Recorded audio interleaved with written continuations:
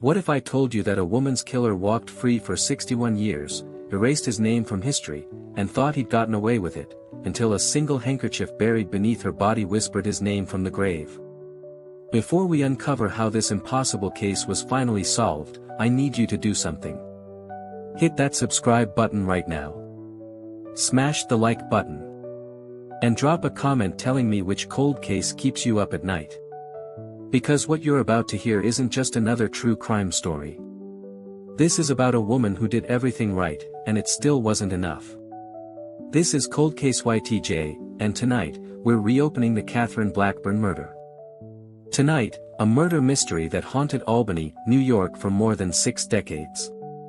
A case that was finally cracked in 2025. Police say they've solved the 1964 brutal killing of Catherine Blackburn, a woman who did everything right, yet none of it could save her. She went to church every single Sunday morning at 6 a.m. sharp.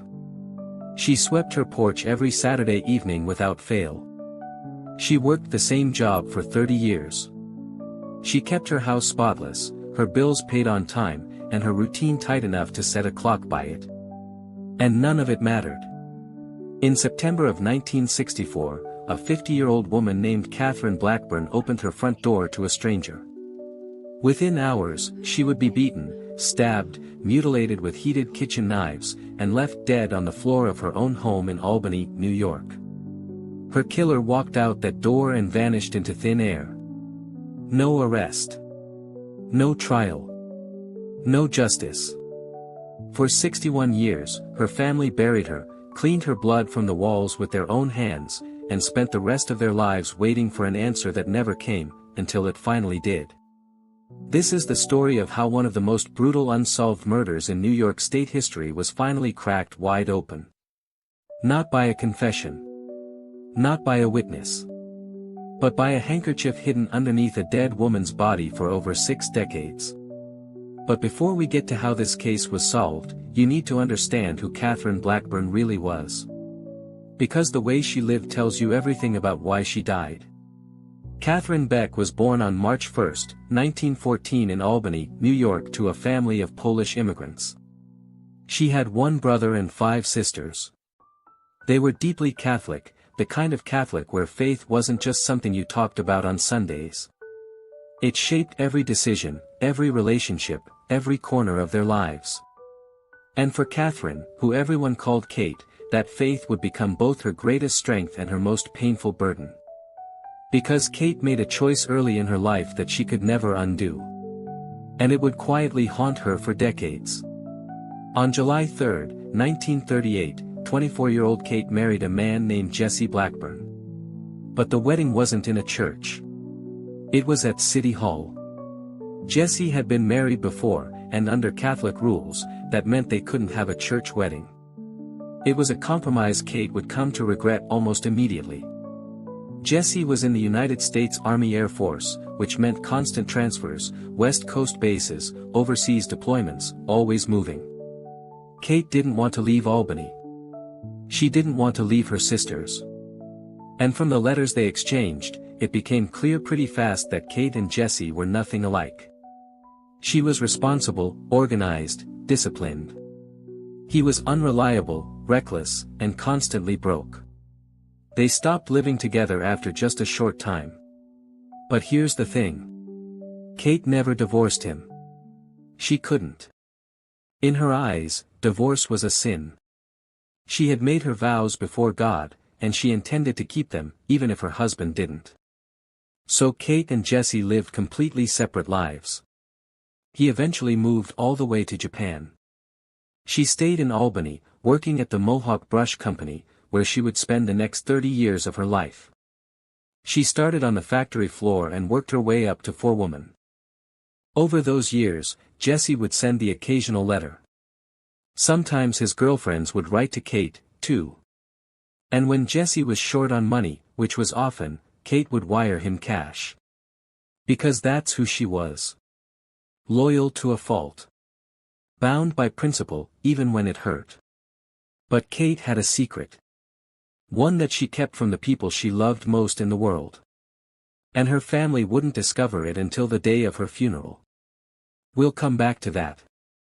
By 1964, Kate was 50 years old, living alone in a two-family house she owned at 117 Colony Street in Albany, a working-class neighborhood in the North Albany section of the city. Her house was well kept. Pink and white petunias lined the window box out front. She lived on the first floor and rented the upstairs apartment to tenants to bring in extra income. Kate was well liked by everyone who knew her. Quiet, private, kind, but predictable. Her neighbors could practically tell the time based on her routine. Every Saturday evening, she'd sweep the porch. Every Sunday morning at 6 a.m., she'd walk to Mass at St. Joseph's Roman Catholic Church. Every weekday morning, her friend Marie Hogan would pull up out front, and Kate would come outside to ride with her to work. That routine was her life. And when it suddenly broke, that's when everyone knew something had gone terribly wrong. Saturday, September 12, 1964. Kate worked a half-day at the brush factory and came home around noon. Her longtime tenants upstairs had recently moved out due to a death in their family, so the apartment was empty. Kate had been advertising it in the Knickerbocker newspaper since July, and the ad ran for the last time on September 4, just 8 days before. She told people she'd found a new tenant, a short man in his 50s. He'd paid a $10 deposit and was supposed to move in October 1st. Him and his mother, he'd said. But something about this man didn't sit right with Kate. And the more she looked into him, the more uneasy she became. The man had given Kate his current address, 369 2nd Avenue, but that was in a nicer part of Albany. Kate's neighborhood was solidly working class. Why would someone move from a better area into hers? It didn't make sense. Even worse, when the man had come to see the apartment, Kate noticed he smelled of alcohol. Kate was worried enough that just 3 days before her death, on the night of Wednesday, September 9th, she asked someone to drive her over to the address the man had given her. She wanted to see for herself if it was real. Now, who was this person she asked to drive her? That ties into the secret Kate had been keeping from her family. But we're not there yet. They drove to 2nd Avenue that night. The address was legitimate, but it was too dark to figure out which exact house was number 369. They turned around and went home. Kate never got her answer about the man. 3 days later, she was dead. Between 5 and 6 p.m. on Saturday the 12th, neighbors saw Kate doing what she always did, sweeping her front porch. This was the last time anyone saw Catherine Blackburn alive. A short time later, she spoke to one of her sisters on the phone. Her sister wanted to bring over some food for dinner. Kate said no. She told her a tenant was coming to see the apartment. That phone call was the last time anyone heard Kate's voice. The next morning, Sunday, Kate didn't show up for the 6 a.m. Mass.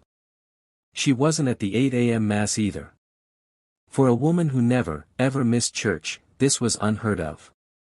Later that day, neighbors noticed she hadn't come outside to hang her laundry or burn her trash, things she did without fail every Sunday.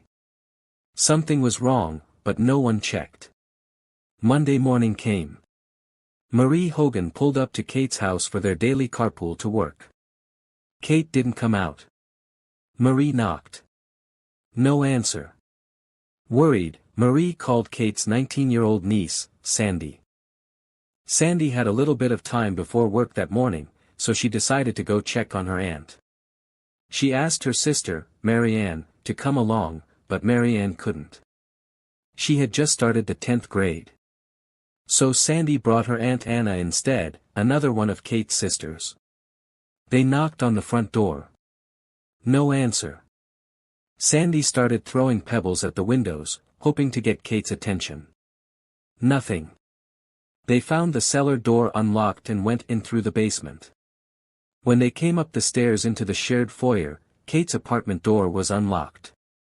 They went inside. The first floor was empty. Kate wasn't there. Kate had told people she'd been painting the upstairs apartment to get it ready for the new tenant. So Sandy and Anna headed up the stairs. The front door of the upstairs unit was open. And there, on the floor of the living room, was Kate. Sandy, who was just 19 years old, ran to call an ambulance. But when the paramedics arrived, they didn't try to save her. They called the police. Catherine Blackburn had been murdered.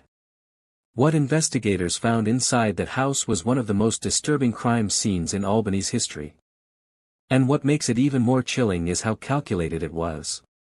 This wasn't a crime of sudden rage. This was slow, methodical, and deeply sadistic. The killer didn't just murder Kate. He used her own home against her. Her own kitchen. Her own belongings. Everything he needed to carry out this horror, he found inside her house. Kate's body was found in the upstairs living room, but that's not where she was killed. Blood evidence showed the attack started in the entryway between the upstairs apartment's kitchen and back bedroom. Kate had brought the man upstairs to show him the apartment. While she went to get the keys from a lockbox in her downstairs bedroom, the killer likely grabbed a small hammer or meat tenderizer from her kitchen without her noticing. Once they were upstairs, he struck Kate on the back of her head multiple times, hard enough to fracture her skull. Some of Kate's fingers were broken. She'd instinctively grabbed the back of her head after the first blow, and her fingers were caught by the next strike. Think about that for a moment. Kate's last conscious act was reaching for the back of her own head, trying to protect herself. She collapsed face down on the floor. The killer went downstairs. He calmly walked into Kate's kitchen and selected a knife. He brought it back upstairs, turned Kate onto her back, and stabbed her once on the left side of her neck, then once more on the front of her throat. That second wound severed her carotid artery. Kate bled to death on the floor of the apartment she was trying to rent out. But the killer wasn't done. He went back downstairs. He broke into a cedar oak chest and pulled out a white linen sheet. He grabbed 2 pillows from Kate's bed. He dragged her body from the kitchen into the living room and tried to clean up the massive pool of blood, but there was too much. He eventually gave up and dropped the blood-soaked sheet near the stain. That blood would eventually seep through the floor and into Kate's own apartment below. He pushed up Kate's dress and petticoat so they bunched around her neck. He cut away her bra. And then, because there was no electricity in the upstairs apartment, he went back downstairs to Kate's kitchen. He placed her own kitchen knives on the burner flames of her gas stove. He waited for them to get hot enough to burn skin. Then he brought them upstairs and used them to sear intricate shapes and lines onto Kate's breasts and around her lips. He did this multiple times, trip after trip, knife after knife.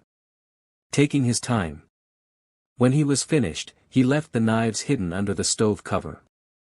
He sexually assaulted Kate's body, leaving behind biological evidence. And then he did one final thing before he left. He found Kate's rent receipt book in her living room hutch. Every time someone paid rent or a deposit, Kate would fill out a receipt. 1 copy for the tenant. 1 stub stayed in the book. The killer tore out the last written page and 4 pages behind it, including all the stubs. He was erasing his name from the only written record connecting him to this house. But he didn't know something. When you write hard enough on paper, you leave impressions on the sheets below. And while those torn-out pages were gone, the pages underneath still carried faint traces of Kate's handwriting. Those impressions would give investigators a name. A name that would lead them on a hunt spanning decades, states, and eventually, into a grave. Now, remember, Kate's family had no idea about the secret she'd been keeping. And they were about to find out at the worst possible moment. More than 1,000 people attended Kate Blackburn's funeral at St. Joseph's Church. 11 of her co-workers served as pallbearers. The Mohawk Brush Company shut down for the day so everyone could be there. Police watched from across the street, studying every face in the crowd. They wired her casket with a microphone, hoping the killer might whisper something, a prayer, a confession, anything. He didn't. But the family learned something else that day. Kate had been in a relationship for the past 16 years. His name was Ben Masson, a produce seller who had survived polio. He could still walk, but with great difficulty. He lived with his mother, and he loved Kate deeply. Kate never told her family about Ben. She was still technically married to Jesse. She was Catholic. Being involved with another man was a sin, but so was divorce. She was trapped between two impossible choices, and rather than face the judgment of the family she adored, she chose silence. There was another layer, too. Kate was Polish and Catholic. Ben was Jewish. In 1960s Albany, that kind of relationship still raised eyebrows. But Kate still wanted Ben to know her world, even from a distance. When her niece Sandy was working at a Carvel ice cream stand, Kate and Ben would park far enough away that nobody would see them together.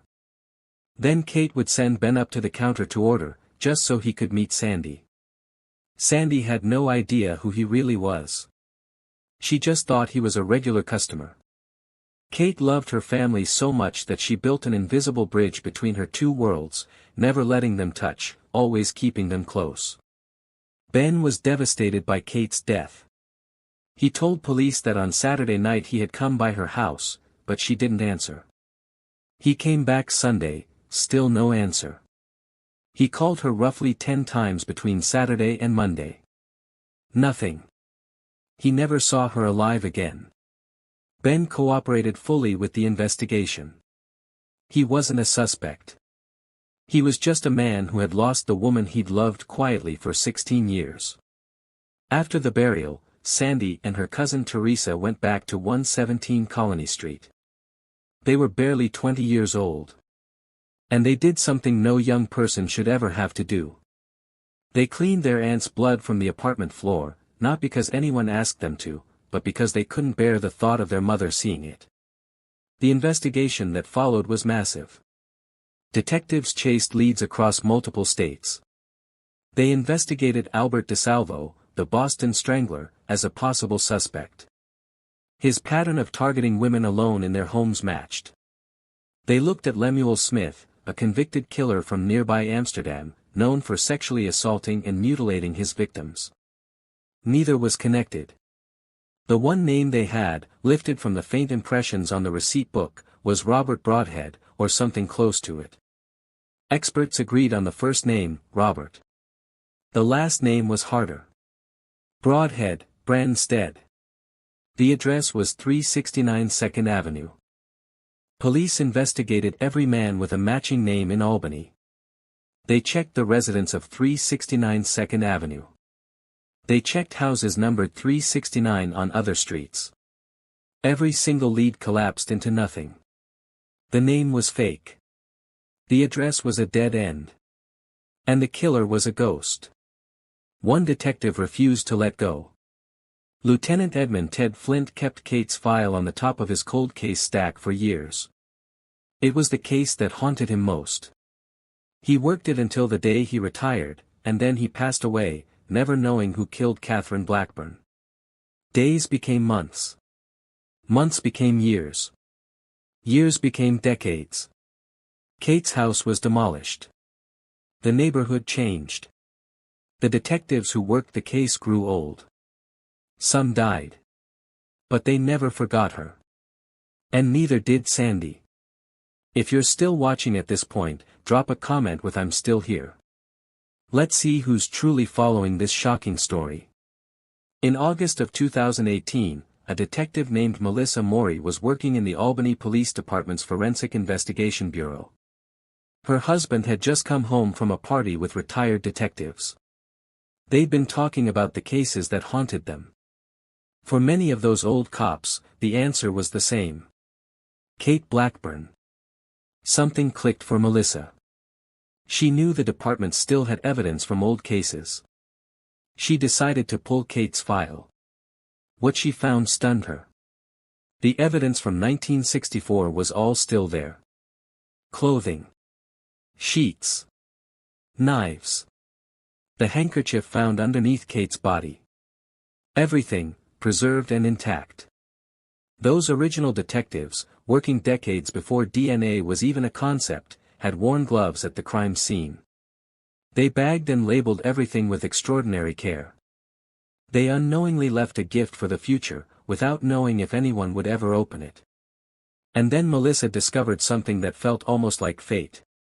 Kate's niece Sandy, the same Sandy who found Kate's body at 19, was her neighbor. They lived on the same street. Sandy would compliment Melissa's dog on their walks. Melissa had no idea this kind elderly woman was connected to one of Albany's most brutal unsolved murders. That same November, a professor named Dr. Christina Lane launched the Cold Case Analysis Center at the College of St. Rose in Albany. Sandy Carmichael, now in her 70s, saw the news coverage, and she did what she'd been doing for over 5 decades. She reached out. She asked if they could help. The center contacted the Albany Police Department. Melissa Morey was assigned to lead the investigation. The pieces were finally coming together. A detective who wouldn't let go. An academic center built for exactly this kind of work. And a family member who had never stopped fighting. Over the next few years, Melissa and Dr. Lane explored every possible avenue for re-examining the evidence. They hit walls. They got told no. Options didn't pan out. Melissa would later say, working a cold case is like a research project. Long stretches of nothing. Lots of bad news. Lots of rejection. But they found the right piece of evidence. And they found the right lab. The key was the handkerchief, the cloth recovered from underneath Kate's body in 1964. In 2023, the Albany Police Department partnered with Othram, a forensic DNA company in Texas. A nonprofit called Season of Justice provided a grant to fund the testing. Othram used a specialized sterile wet vacuum system to extract DNA from the porous surface of that 60-year-old handkerchief. They built a comprehensive DNA profile using forensic-grade genome sequencing. That profile was handed to the FBI. The FBI's genetic genealogy team ran it against genealogy databases, the same technique that caught the Golden State Killer. They found matches, not to the killer himself, but to his relatives. Working backward through family trees, investigators narrowed their focus to one man. A man who had died in 1998. A man who was never a suspect. Police reached out to his surviving relatives. They cooperated fully, provided DNA samples. The results confirmed investigators were on the right track, but they needed absolute proof. On the morning of September 15, 2025, 61 years and 1 day after Kate's body was discovered, investigators gathered at Albany Rural Cemetery. They had a court order. They opened a grave. They took samples from a femur and an arm bone. Sent them to the lab. Weeks later, the results came back. It was a match. On October 8, 2025, Albany Police Chief Brendan Cox stood at a podium and announced the killer's name. Joseph Stanley Nowakowski. Born in Albany, August 1931. 33 years old when he murdered Kate. Dead since 1998. And his criminal history told you everything about the kind of man he was. At 18, arrested for 3 burglaries. After the Army, arrested at Union Station carrying a suitcase full of weapons, a loaded pistol, switchblades, a crowbar, skeleton keys, handcuffs, glass cutters, and detailed floor plans of private homes across multiple cities, along with newspaper clippings tracking when wealthy families were leaving on vacation. This wasn't a petty thief. This was a calculated predator who studied his targets. In 1973, 9 years after Kate's murder, a 74-year-old woman in Schenectady woke up in her bed covered in blood. The pattern continued. The violence never stopped. But now, finally, we know his name. Catherine Blackburn's killer has been identified. Justice may have taken 61 years, but it finally arrived. If this story moved you, if you believe that every victim deserves a voice and every family deserves answers, then I need you to do something right now. Subscribe to Cold Case YTJ. Hit that like button hard. Share this video with everyone you know who cares about true crime and real justice. And in the comments, tell me which cold case you want me to investigate next. Because this channel isn't just about telling stories. It's about keeping memories alive. It's about making sure no victim is ever forgotten. Catherine Blackburn waited 61 years for justice. Let's make sure no one else has to wait that long. I'll see you in the next case.